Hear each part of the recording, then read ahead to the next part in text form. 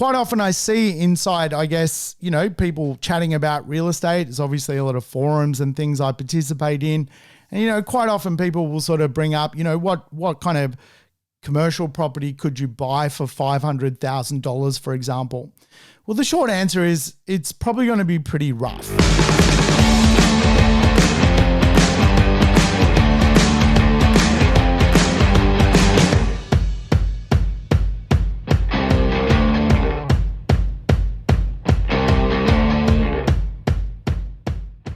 Welcome to the Urban Property Investor. I'm your host, Sam Saggers, here to help you crack the code of real estate wealth. Today's show, another code cracker. Yes, you crazy urban property investors. We're going to dig into commercial real estate. It is a vehicle, of course, for the rich. And so we as property investors do need to understand the pros and cons, trials and tribulations of commercial real estate. Hey, you never know if the episode's going to be good until we get to the end, so you've got to stick around. And of course, play the program in double speed, get your life back. Hey, I hope everyone's good. I am certainly going okay. I've got Raffy, the Gopnik dog, beside me. He's snoring like a little koala bear.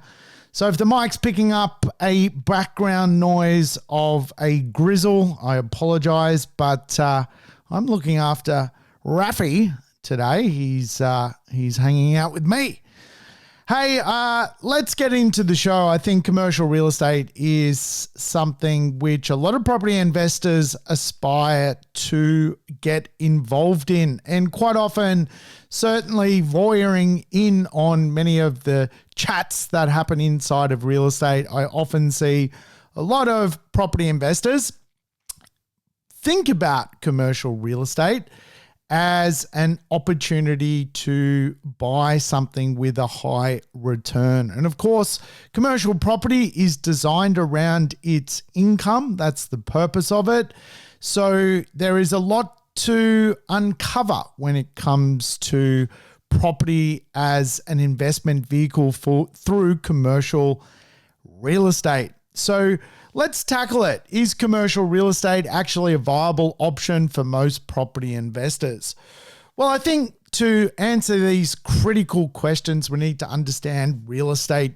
We need to understand the monopoly board. And of course, a big part of my job is simply sharing information about real estate, the Australian Monopoly Board, if you like. And of course, anyone who's played the game of Monopoly probably understands that Monopoly is very much a game of accumulating assets, adding value through real estate. And of course, one of the best commercial moves on the real estate board is to create hotels. Hotels are part of the commercial real estate sector. And of course, they are high yielding. If anyone lands on your hotel, they have to pay up. They have to pay a pretty penny.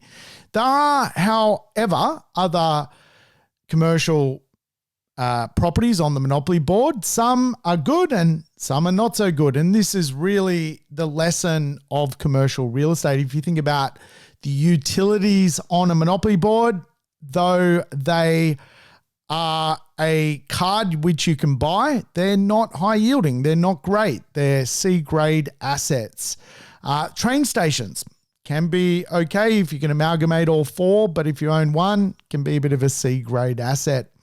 So hotels, well, on the Monopoly board, make people a lot of money. And here inside of Australian real estate, if we can come across and get ourselves in a position to become a commercial investor, it's really designed around its income profile.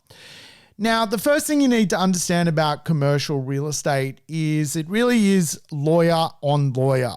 You've got to be able to play a bigger, more sophisticated game. Quite often, property investors in residential are really the landlord with the property manager talking to tenants. When it comes to commercial real estate, though, it is really a much higher game to play. You need to have a lawyer. You need to make sure you're actually probably often dialoguing with your lawyer, and you really need to play a much higher game when it comes to how to run your assets. Really is not like residential. Residential, the idea of the leaking toilet goes to your property manager. Your property manager gives you a call, and you go, well, how much is the plumber? And the plumber's $300, and you're like, well, can't you get it for $200?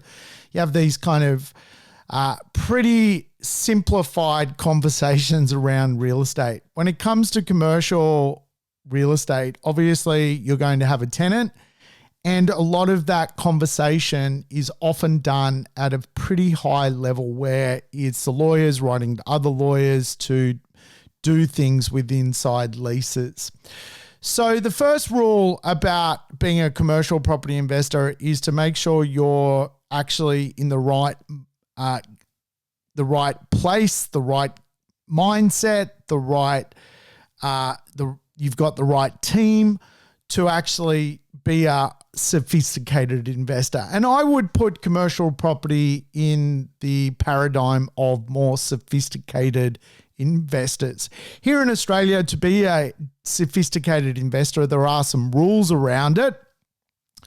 You do need to earn a certain amount of money and have a certain amount of net worth to be deemed to be a sophisticated investor.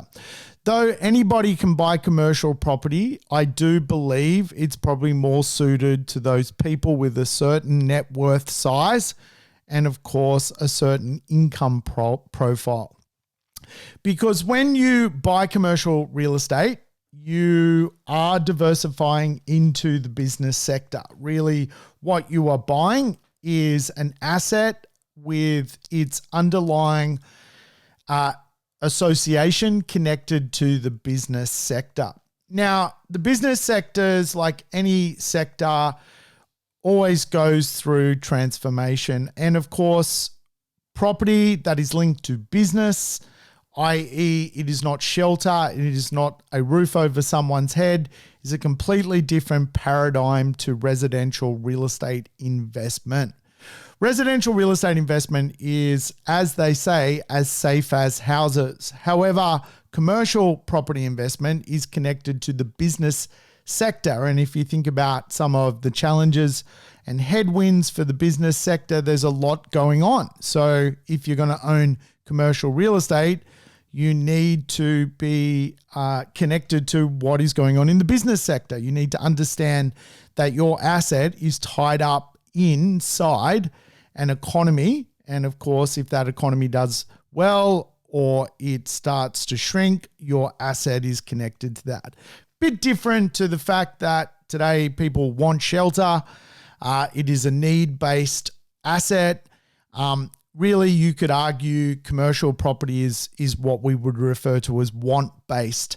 It is a want for property investors, but certainly it can shrink in size. So if you think about some of the top concerns, around the world at the moment when it comes to businesses, it's things like climate-related regulatory action, which of course can even impact real estate today. There's a lot of movement through the ESG movement into creating 6-star, 7-star resilient real estate buildings. And of course, a lot of investors down the track who don't own resilient real estate may get the bill in the post for that. Obviously, the business sector is dealing with sustained high inflation at the moment, currency volatility. It's dealing with its different measures around governments and public health systems with pandemics and obviously things like supply chain disruption. So if you're going to own commercial property, you're buying into all of that noise. There are some good returns to be made, but the reason returns are better in commercial is the volatility is different. Obviously, the more volatile something is, the risk is higher, so the return on investment is much higher. Now, Australia has some great companies that own a lot of real estate here in Australia, companies like BHP, NAB, CBA, Macquarie, Atlassian. These are all companies which are investing in owning their own real estate so they don't need to be commercial tenants. In Australia, if you break down our business bedrock, if you like, it is really sole traders and micro businesses, anywhere from one-person companies to small 20-team companies. And really, when you think about how Australia's business section works, it's divided into these quadrants. So quite often, if you are being a commercial landlord, you're not attracting, for example, based on budgets, National Australia Bank. You're dealing with a micro business who is renting a property off you. So over 2.4 million ABNs are actually just small enterprises that need a small footprint for their office or their workshop or whatever they're up to. Here in Australia, there are around 4,000 companies with over 200 team members and around 57,000 companies with anywhere from 20 to 200 team members. So you can see by understanding the demographics inside commercial real estate of who is out there to rent commercial real estate, it is really weighted towards smaller businesses inside of Australia. So why do a lot of companies lease? Why do companies not go and buy real estate? Well, of course, we know the big companies do. Atlassian, for example, is building or going to build an amazing skyscraper here in Sydney. It's looking like it's on the cards, and architecturally, it's an amazing building from what I've seen from the plans. But most companies don't buy their own real estate to use because real estate is considered less flexible than business. Businesses morph all the time. I'm sure if you've worked at a company, you've seen that company scale up, scale back. You have to mold a company by virtue of very much of where the market is headed. Companies can, for example, quickly outgrow spaces, and you often see this a lot. A company will rent a property for 5 years and 2 years into the lease already be unable to fit their team members inside the property they've rented, or they've outgrown the property, or something that impacts their business comes along and they've got no one basically in and using the office. So leases aren't very leases are more flexible than certainly owning real estate for companies. And of course, most companies today would prefer to spend their money on marketing and distribution rather than being tied down to the cost of real estate. So what is commercial property? I guess I've been talking about it, but I haven't really highlighted. Well, as you guys know, in residential property, you can buy yourself an investment. Perhaps you could buy a house or a townhouse or a villa or an apartment or a duplex, or even inside of residential real estate, a small dual income property, a house and a granny flat. Inside of commercial real estate, you've got different types of dwellings. You've got the office market, which is obviously self-explanatory. You've got the retail section of the commercial marketplace, retail shops, strip shops, shops in malls. Retail real estate is inside the commercial property sector. You've got mixed-use real estate. You've got a use whereby some real estate is both residential but can be used as commercial. A lot of the time, real estate on main roads in Australia can be both used as a house to live in, But for example, a dental studio, it comes with a dual use purpose. Commercial property also includes real estate which is yet to be rezoned. It can be large parcels of land out in the boonies that one day will be rezoned into something more than what it is today. And then you've got sort of special purpose commercial, things like petrol stations, car washes that carry a certain license to operate. Now, when it comes to breaking down commercial real estate, perhaps the easiest sector to start with would be retail. Retail is an interesting business line here in Australia because you've got, for example, two sections inside retail. You've got discretionary spending reliant retail, for example, fashion. If people got money in their back pocket, they're going to go and spend it on, cool clothes or whatever it may be. If they don't, that discretionary tenant is considered less valuable than, for example, a non-discretionary tenant. A non-discretionary tenant would be, for example, a supermarket, a Coles, an IGA. If you had an IGA as a tenant, then your real estate is probably going to be worth more than, Sally's boutique. It's just one's discretionary, one's non-discretionary. Now, with real estate in commercial, very much the value of commercial is tied to the yield. So the better your tenant is, the better your asset value is. Hence why having a lease to an IGA for 5 years times 5 years times 5 years times 5 more years is considered much more valuable than Sally's boutique.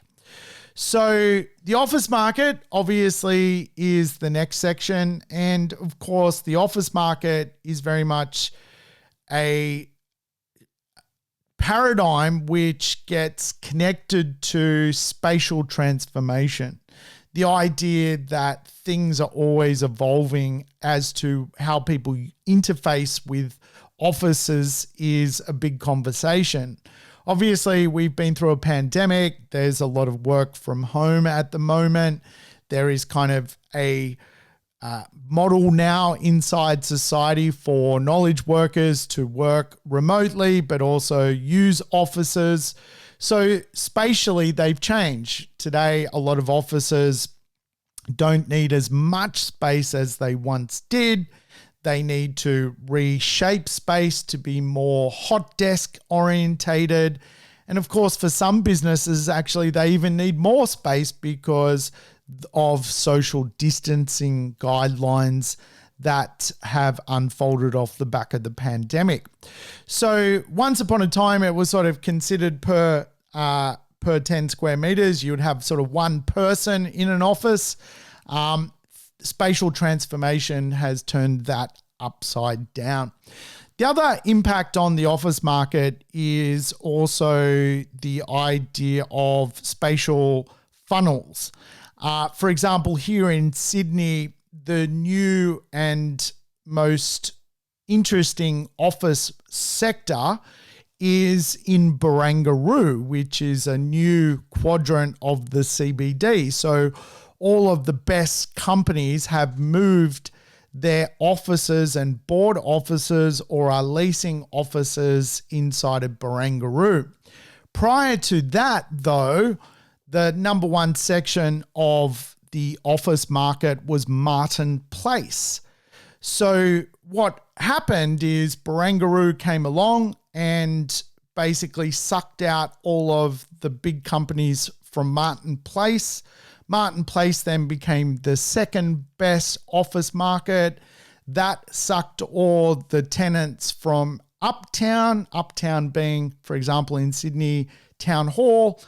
All of those tenants went to Martin Place. And so you get this effect in office real estate whereby obviously if you've got a big brand, you want it in the best part of town.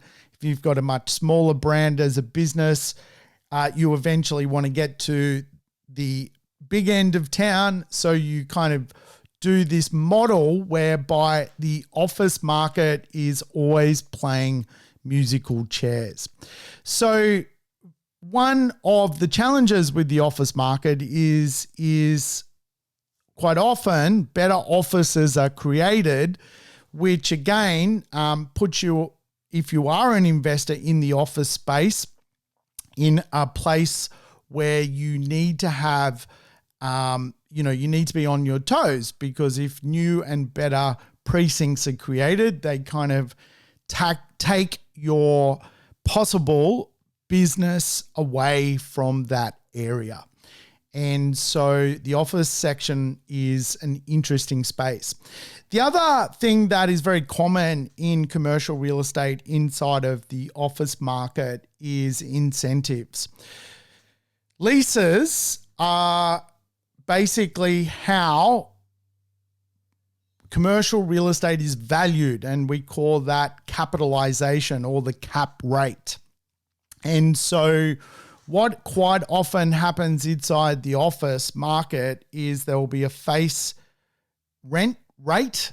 And so, you could be paying $100,000 a year for the opportunity to rent the property. But the reason it's $100,000 a year is the owner, or the quite often, which is a REIT, wants to report that its assets are worth a certain amount. And if they drop the rent, the asset actually declines in value.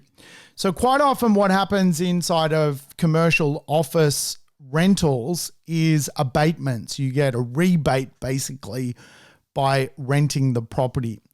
And so the face rent and the real rent are quite often two different things, because for the landlord, they want the face rent to be high because that protects their value.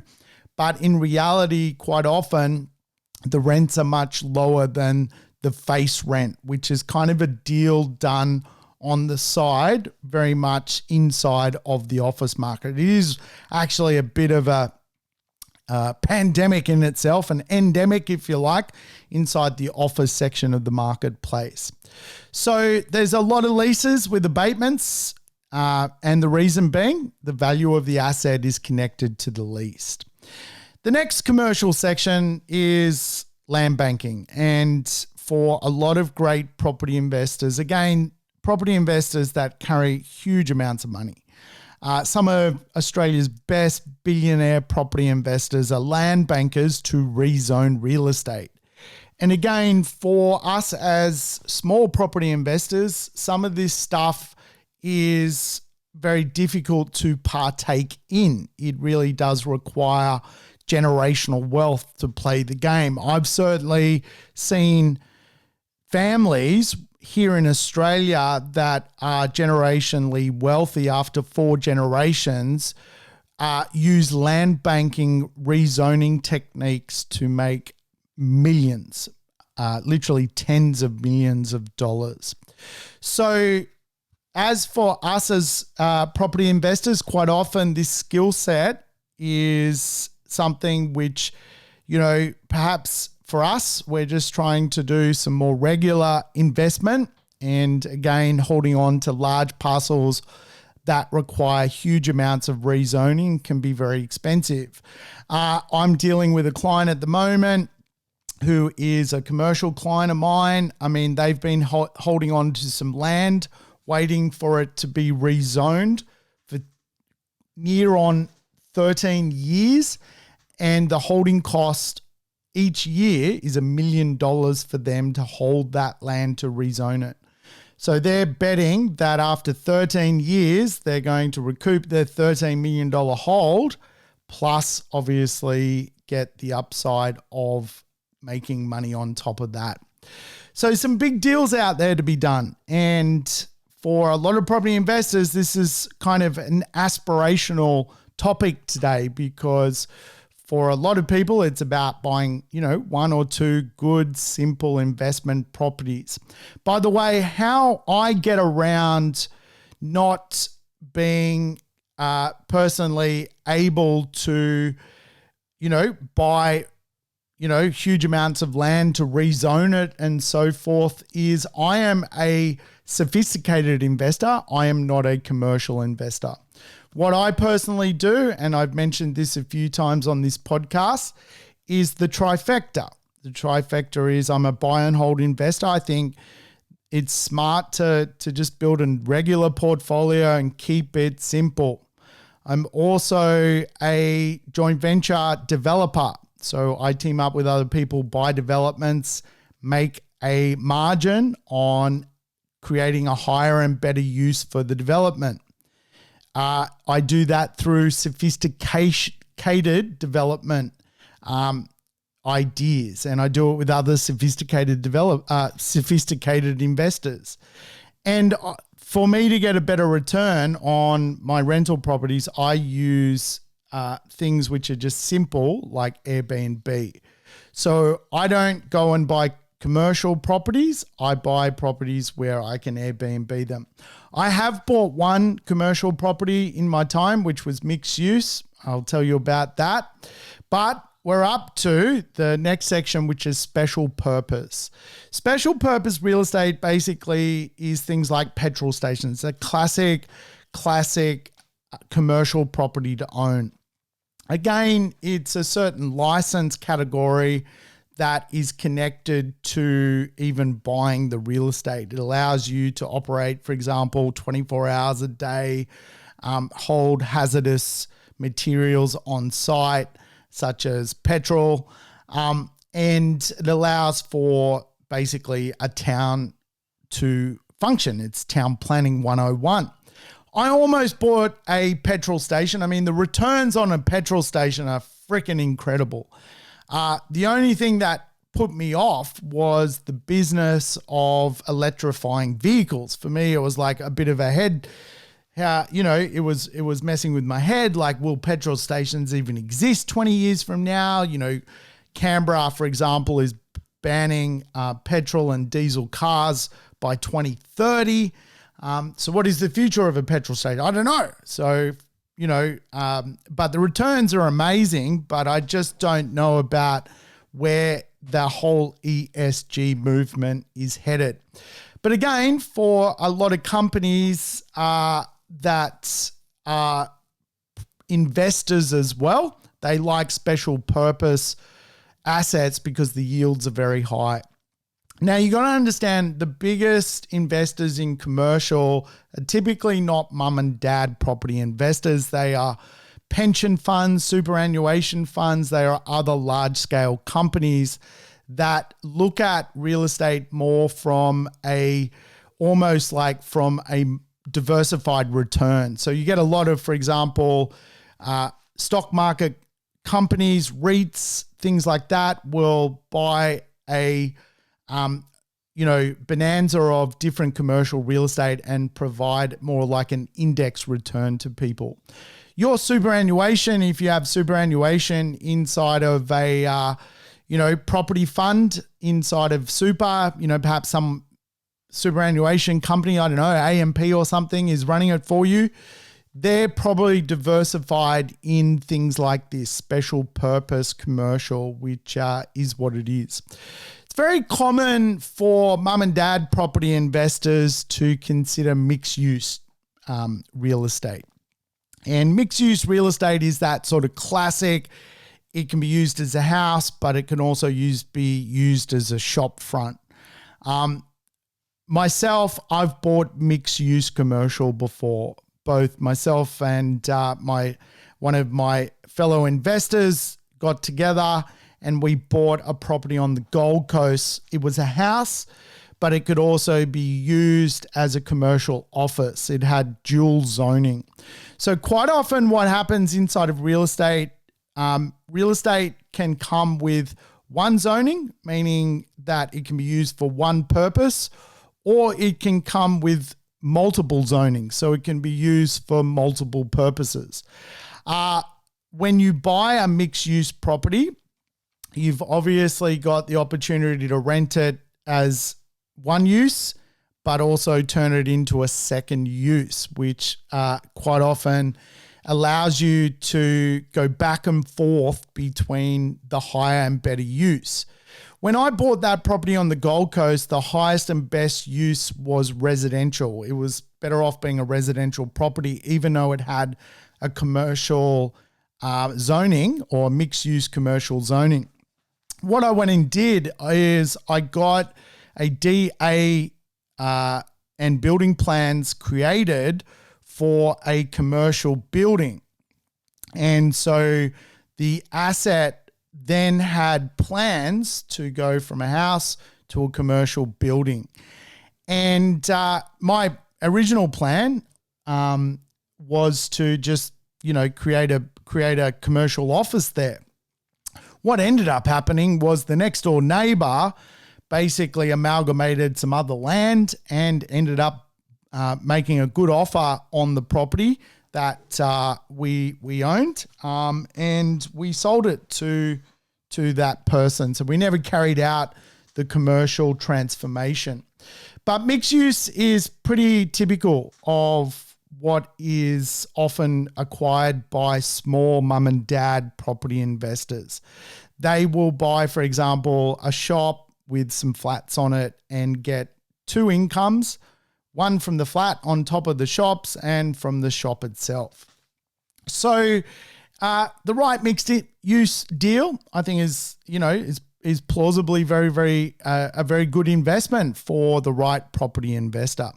As we know, off the back of COVID, local shops are booming at the moment because, people aren't just traveling to the CBD these days to do their work. So living local is the thing. And I certainly notice with my local community that the rents have climbed for the shopkeepers in the local area, which means the value of the asset owned by those owners and landlords has climbed in value. Remember, commercial real estate, the value is tied to the lease. And so the lease is obviously very, very important. If you were going to buy a commercial property, I would steer clear of a few elements. The first one I'd probably steer clear of is the strata office.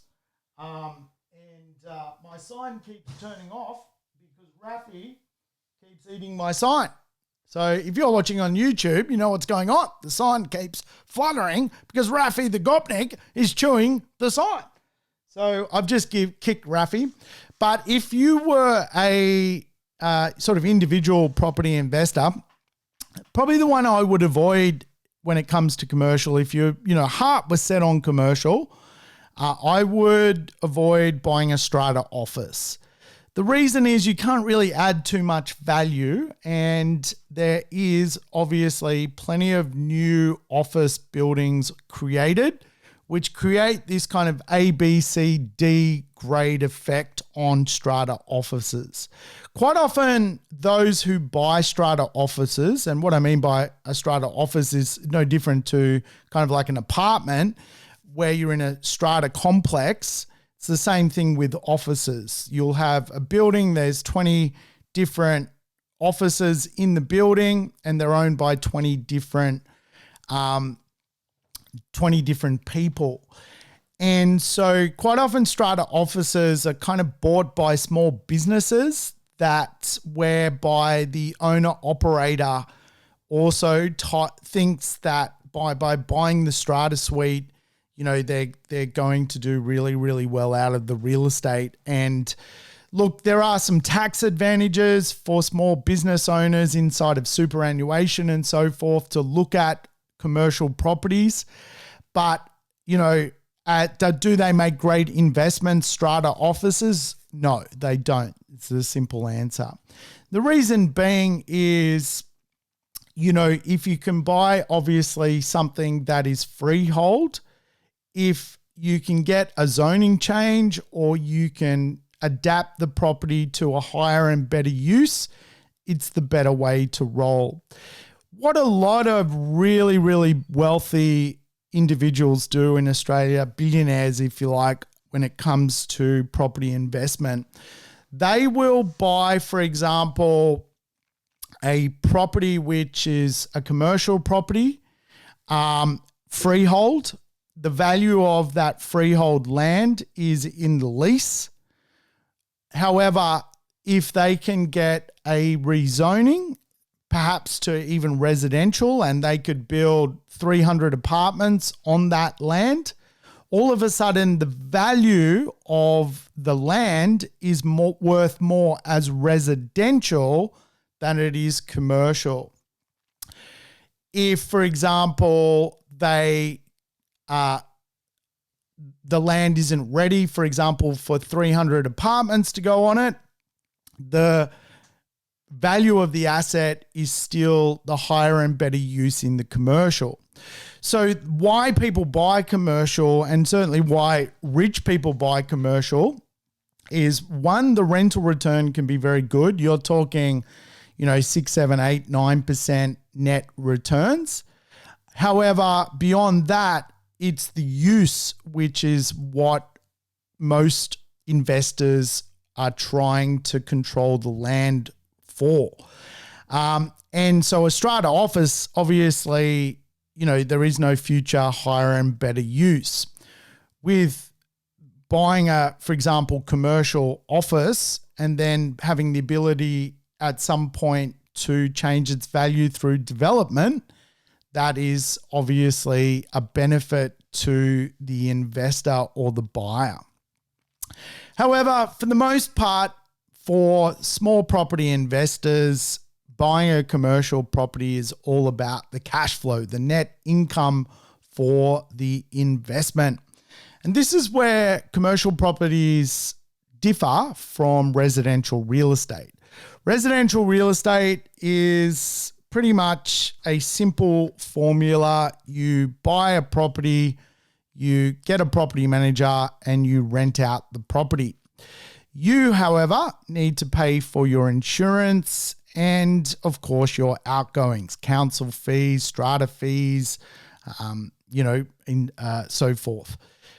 In a lease inside a commercial, quite often the leases are structured as triple leases, i.e. the tenant pays not only the rent, but also pays all the outgoings and also pays all the insurance and also pays all of some of the upkeep of the asset. Hence why commercial real estate is very, very high yielding, because the outgoings and in particular the insurance is quite often passed on to the tenant. Not always, but very commonly passed on to the tenant.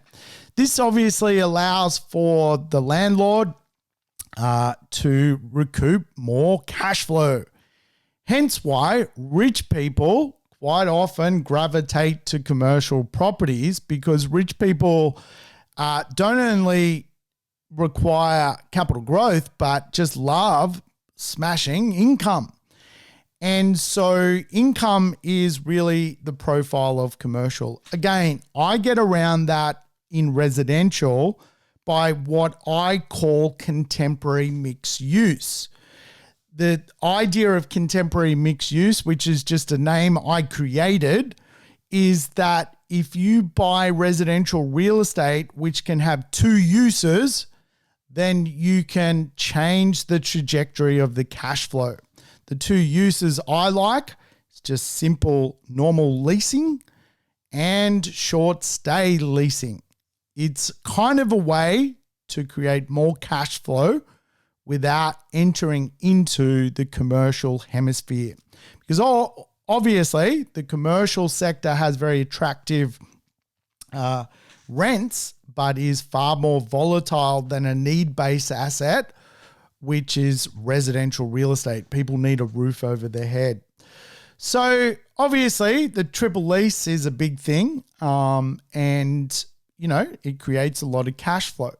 The other thing that is very important inside of commercial real estate is how weighted the lease actually is.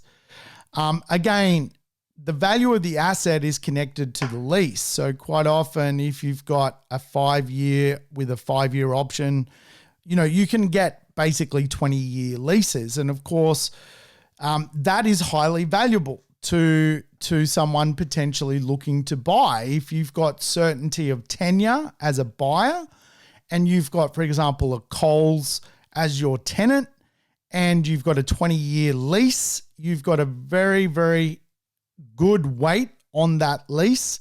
It creates a blue chip tenant. And as such, the value of that asset, if it was being sold, would be higher than, for example, Joe's Dry Cleaning with a 1-year lease on the asset.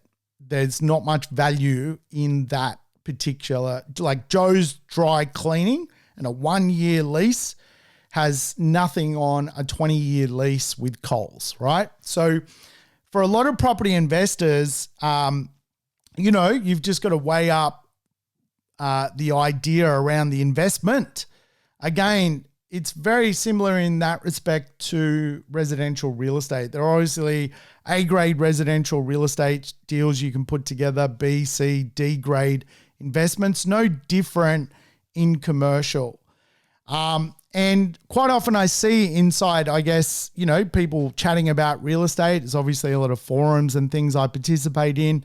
And, quite often people will sort of bring up, what kind of commercial property could you buy for $500,000, for example? Well, the short answer is it's probably going to be pretty rough. Like the reality is, again, commercial real estate, albeit still probable or possible for many entry-level property investors, the problem with it is it's cheap for a reason. If it wasn't $500,000 for a reason, I would be, it's D-grade real estate, let's face it. And it's probably D-grade real estate because it's got a 1-year lease to Joe the Dry Cleaner, who we don't know if he's going to be in business next year or be thriving. And if Joe the Dry Cleaner is thriving, the odds of Joe the Dry Cleaner leaving that particular lease is high because a thriving business will go look for better tenure. And so again, we need to come back to the conversation around commercial, that there's A, B, C, D grade commercial real estate. Obviously, what the risks are around commercial is the white elephant effect. The idea that, for whatever reason, businesses do not see eye to eye with where the space is and do not want to stay or can't make money from the real estate. And there's a lot of white elephant commercial real estate, which is inexpensive out in the market. What it really is real estate which sends the business broke. Think about that from a business's point of view. Foot traffic's weak, exposure's weak on the asset. It's cheap, but no one really wants to come and see you. You need to spend more on advertising to draw people to the asset. So there is a lot of inexpensive white elephant real estate out in society. I say avoid it like the plague. There are better ways to make money. There are better uses of your money. Obviously, when you become a property investor, your job is to go and find problems and solve them. I know very experienced property investors who are multi-millionaires that love white elephants. They go in, they pick them up really, really cheap. They don't do it as a one-off, i.e. one strata. They buy all 20 or 30 at a discount within the white elephant. So they buy 30 shops at once, kick out people, change everything over, upgrade the building, and reboot it as a higher yielding asset. So again, if you've got a lot of money to play the game, the white elephant is a good one. If you don't have a lot of money to play the game, the white elephant is a bad one because you're just going to sit there with lack of activity on your asset. Now, remember, the golden rule of commercial real estate is the rent is how the real estate is valued. In real estate, we call that the cap rate. Now, remember, in real estate, there's kind of three models of valuation. There is the direct comparison, i.e. you buy a property that is comparable to another property. That value is comparable to your value. Apples for apples. The second methodology of valuation inside of real estate is known as summation, which is really the idea that the cost to build something added to the land equals X. The third way to value real estate is based on the capitalization rate, the yield. And so inside of commercial real estate, what you're trying to do if you are an investor is buy a low yield asset and turn it into a high yield asset. In other words, you're buying something where the yield is affected, but you know how to solve the problem and increase the yield and attract a better tenure. So there's some professional investors out there that, for example, will go and find redundant commercial real estate, particularly in things like retail. Then they'll anchor a lease to that retail through someone like Coles, and all of a sudden there's a huge value uplift or arbitrage created. So if you're sophisticated as an investor, as I alluded to, this is why I think it's a sophisticated sport. There's a lot going on. I know some really excellent people inside of this space who do some incredible work when changing the tenure of things. But for a lot of get started property investors, and I imagine if you're sort of listening to me, you're, early in your career as a property investor, you got to know the good bits and the bad bits around this stuff, because again, there's, quite often a lot of shiny toys out there which can distract you from success of being a property investor. And I certainly think the wrong commercial property does send people in the wrong direction. I've certainly, I would say, had over the years multiple people ring me up and just say, look, I wish I never bought this damn commercial property. It's just hasn't been rented for 2 years and I don't know what to do with it because it's a D-grade commercial property. When it comes to lending inside of real estate to buy a commercial property, quite often that in itself is a bit of a science as well.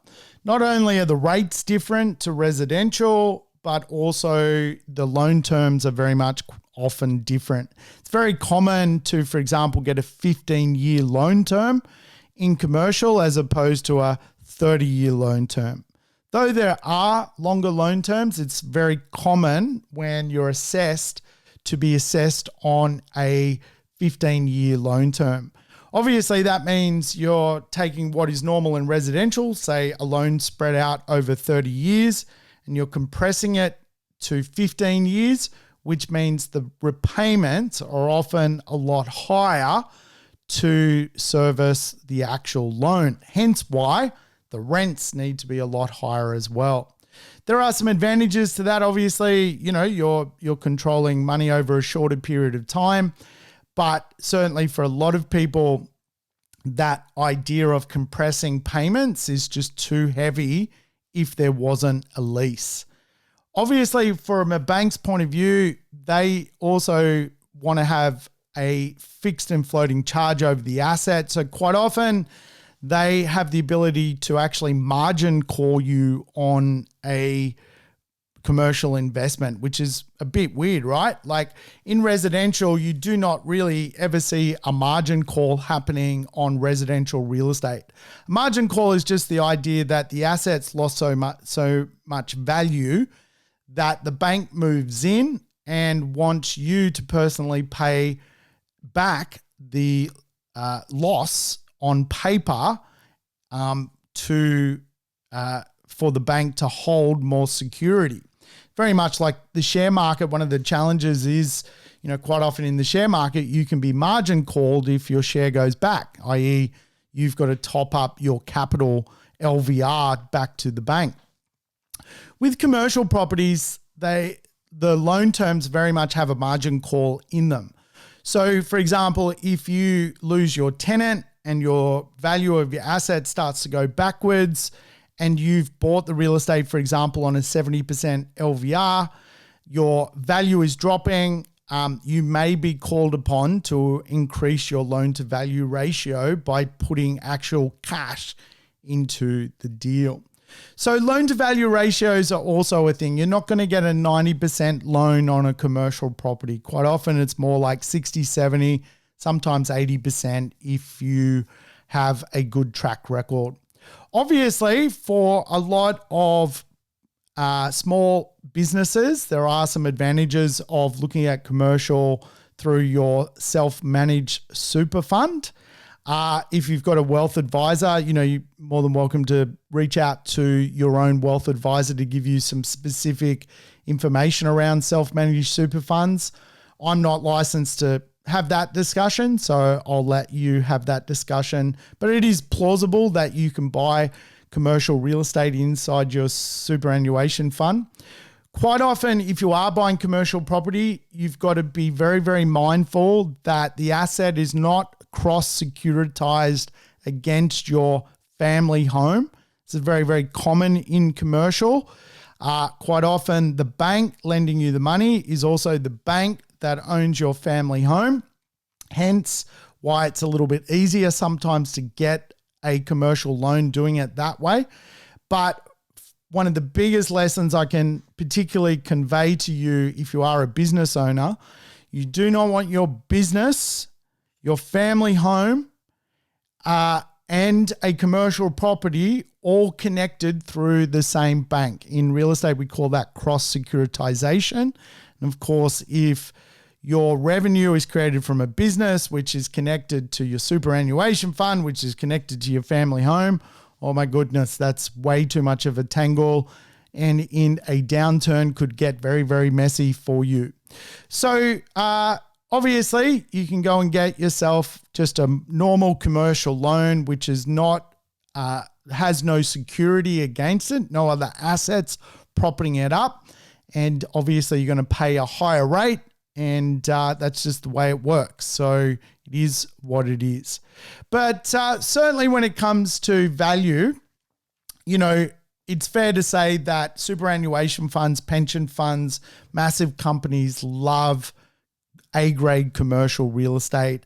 They buy it because they can not only extract a superior return out of it, but they can use it commercially to create a higher and better use. You'll often see, for example, them buy something and turn it into a commercial tower, or take a commercial tower and turn it into a residential property, or buy back residential properties and turn them into a shopping mall. There's big business at play. Would I jump out there and buy a D-grade commercial property for $500,000, $600,000, $700,000 rented to Joy's Cupcakes? I'd probably give it a miss. I think there's better things to do in real estate. I personally love the property trifecta. I just think it makes so much sense. If you want to make some quick bucks out of real estate, you add value to that by doing small scale development. The best way to do that is to join forces with other people, because the best returns out of small scale development come from buying sites. And today, you need to be spending $2, $3, $4, $5 million to be a player in that space. So you can just joint venture. Obviously, if you can get yourself to a sophisticated place, ticks a lot of boxes, because that's how we are certainly seeing people get more wealthy as they become more sophisticated. Second way to do it, change the trajectory of your cash flow. All you got to do, if you really, really love rental returns, all you got to do is think about what you can do to achieve a better return on a growth asset. Quite often I do that through short stay. There's other models. You can do a house and a granny flat. You can do dual income real estate. You can work with healthcare, NDIS, all sorts of stuff, which creates commercial-like returns from a residential property. And the third thing I love teaching is just buy and hold, man. Like, You make more money by just sitting on good assets and doing nothing quite often than trying to force your hand on a vehicle which is otherwise designed to be very, very slow. Real estate is a slow moving machine. So personally, my bias, stick to the property trifecta. But hey, I'm sure there are some commercial investors out there that have done very, very well. Congratulations to you. I wouldn't be jumping out there to do it though. So that's where I'll leave it. Thanks for tuning in. I'll catch you next time. Thanks for tuning in to the Urban Property Investor. To never miss an episode, make sure you subscribe to the podcast on your favorite app or on YouTube. I would love it if you could give the show a rating and share it with your friends and family. In between episodes, you can always keep in touch with me by connecting on social media over Facebook, Instagram, or LinkedIn. Until we meet again on the next episode of the Urban Property Investor, take care and bye for now.